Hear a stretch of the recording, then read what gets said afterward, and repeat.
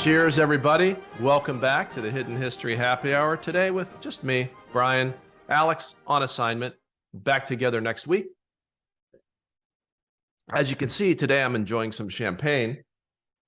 And I'm enjoying some champagne from one of my favorite champagne purveyors, vineyards here in the United States, Schramsberg. Apologies to our friends in France who don't recognize that champagne can be produced anywhere outside of the Champagne region, but I beg to differ. Why am I drinking champagne? Why did I go to the trouble of putting on a sweater today? Well, it's because we're celebrating a few things. First, a couple days ago, we just hit the 1-year anniversary of the Hidden History Happy Hour. So thank you so much for supporting us.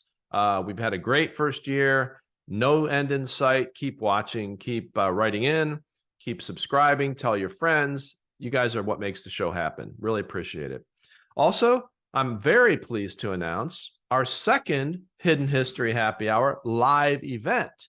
This will be taking place across the pond this time in London town at the High Timber Restaurant, cleverly located on High Timber Street in London, on the evening of 23 February 2023, or for our stateside viewers and listeners, February 23rd, 2023. So please join us if you possibly can. There'll be an Evite up. Possibly it's even in the show notes today.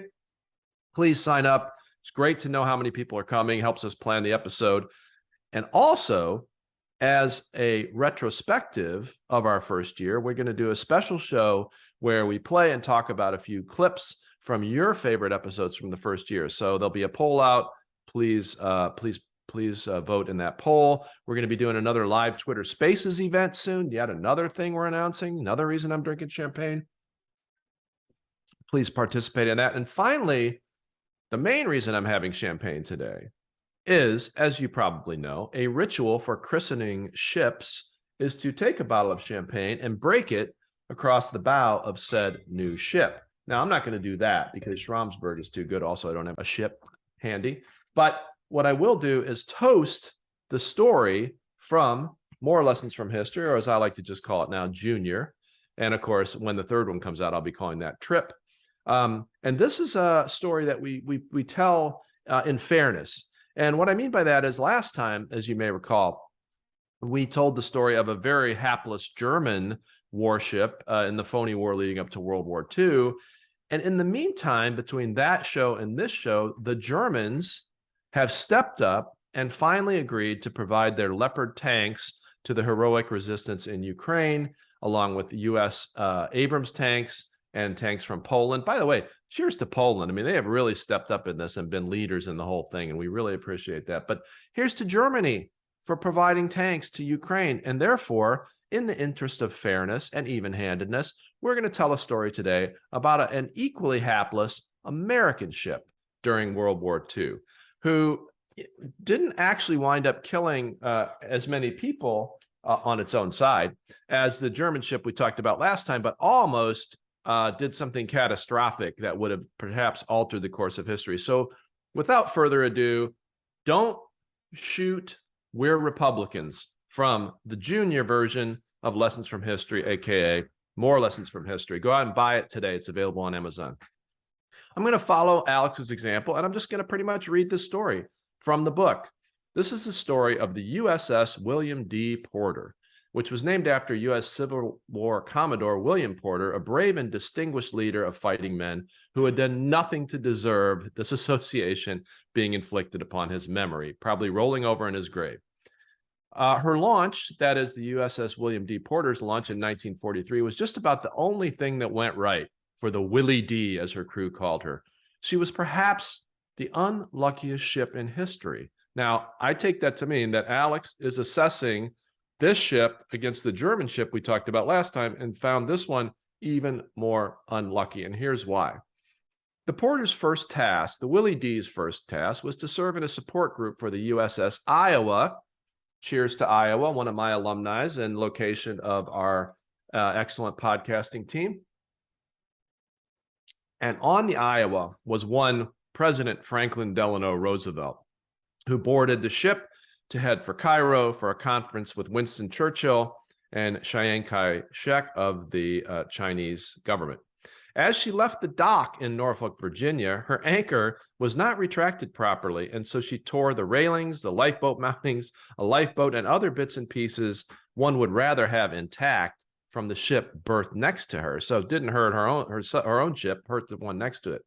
Now, the Willie D had been at sea for 1 day when her next accident occurred. A depth charge, which should not have been armed but was, rolled across and then fell off her deck, exploding in the water and causing the entire task force in which she was sailing to commence evasive maneuvers as they thought they were under attack by German U-boats. Nope, it's not that, lads. It's just the porter playing up, and believe me, you'll get used to it. Now, one notes in the interest of fairness that the porter had been scrambled into action for the mission and her crew was underprepared.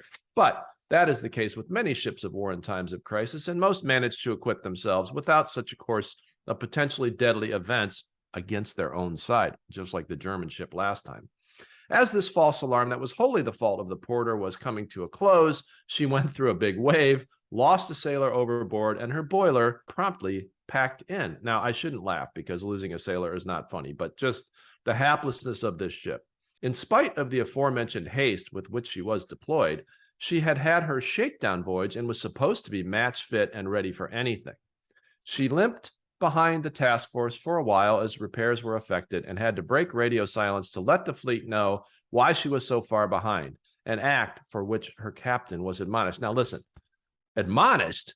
As a former intelligence officer, I will say if you have the commander-in-chief of your armed forces on board and you break radio silence in the middle of the Atlantic with the wolf packs prowling, that probably earned more than an admonishment, but my guess is because they were at war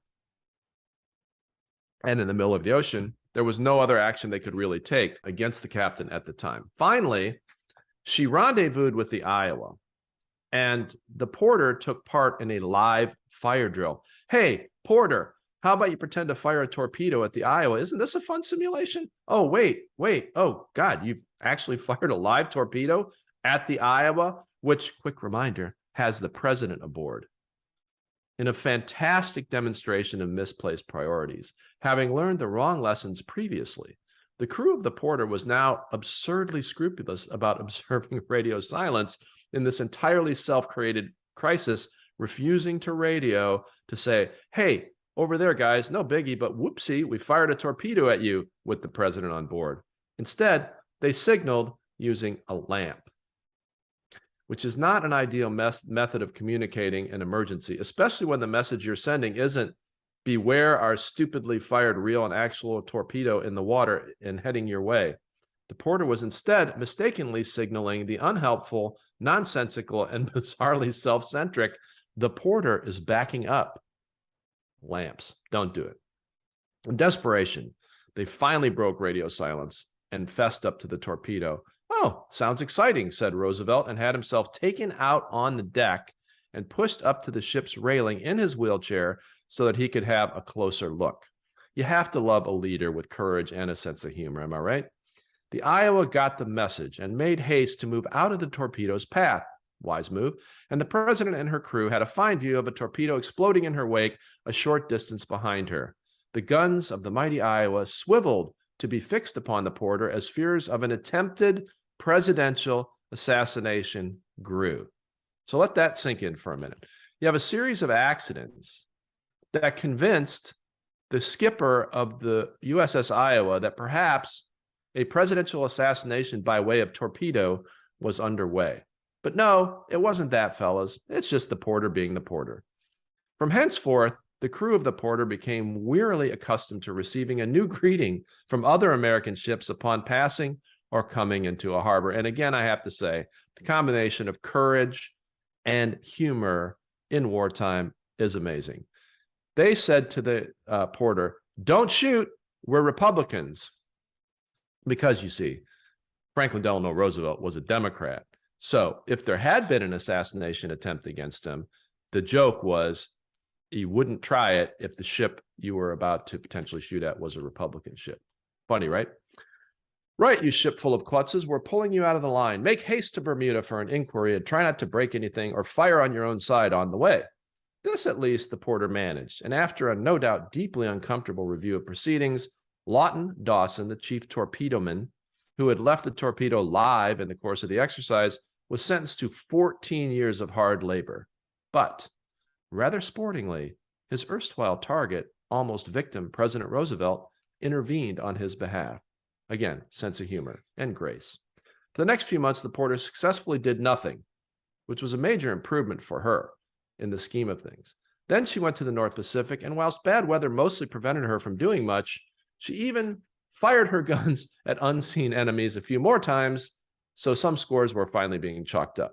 Oh, and one more thing.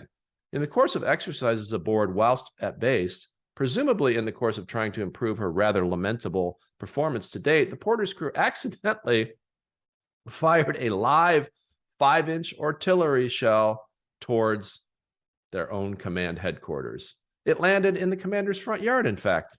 Another fantastic Porter cock-up, another miraculous escape from more serious harm as a result. From such stellar performance of her Pacific duties, she was sent to the Philippines, arriving too late for much action, which was probably for the best. Thereafter, she spent months acting as an escort ship, once being attacked from the air but not being harmed, so things were seriously looking up by this point. Finally, her big moment. The Porter sank an abandoned enemy barge. What a day that must have been. Thrilled not to use up all her success at once, the Porter went on to bombard the shoreline a bit and even shot down some enemy planes. She had finally arrived. Whoops. No, she hadn't. Steaming in to support the assault of Okinawa, the Porter got stuck in properly. Take that. Only to realize that the ship she was raking with gunfire during the battle was not, in fact, a ship of the Imperial Japanese Navy, but rather the friendly destroyer USS Luce. Ceasing fire upon her comrades at last, the Porter was targeted by a kamikaze pilot in an antiquated Aichi bomber who completely missed her in the death dive. Well, it seems again, ladies and gentlemen, the Porter's luck was changing, but stand by. The Porter then sailed over the spot in which the Japanese plane had gone down. The plane blew up beneath her, walloping the destroyer clear out of the water with a massive destructive punch, resulting in a huge hole in her hull that fast took on huge amounts of water, and that was the end of the USS Porter. Now, the gods like to laugh, but it seems they also have a certain sense of fair play. If they're going to sink your ship in quite such a ridiculous way, there is a quid pro quo karmic outcome. Unbelievably, ladies and gentlemen, the Porter suffered 0 casualties as she was sunk. Up she went into the air, down she went into the deep, and in between, all hands safely made it off the ship. The famously unlucky ship, whose shining moment was firing a treasonous torpedo at her own side. The USS Porter, everybody, from More Lessons from History, or as I like to call it now, Junior. So here in the United States, we have we're in a political era which is getting particularly ugly and difficult, including Republican on Republican attacks and Democrat on Democrat attacks, and time of very, very severe partisan divide. But I have to say, one of the reasons we like to learn lessons from history is to give us perspective about our own times. And at least we don't have our president being attacked by his own military. So we got that going for us, which is nice. Now, we will see you next time with my pal Alex Dean back. In the meantime, 1, let us know your preferences for our compilation special from year 1. There's going to be a poll put out by our webpage. Watch for that. 2, if you're in the UK or on the continent and you want to brave the channel, mark your calendars for 23 February 2023. A little poetic there, where we will be having our first UK live event at the High Timber Restaurant. Details to follow. And finally, watch for our Twitter Spaces event, which is coming soon as well. And in the meantime, cheers, everybody.